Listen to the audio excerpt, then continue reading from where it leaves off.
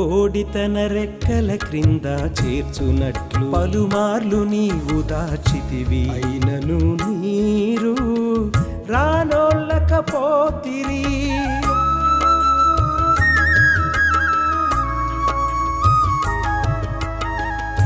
కోడి తన రెక్కల క్రింద చేర్చునట్లు పలుమార్లు నీవు దాచితివి, అయినను నీరు రానోళ్ళకపోతిరి. గొర్రె పిల్ల ఉగ్రత దినము రాబోవచున్నది, వాని వాని క్రియల చొప్పున నీ యొద్ద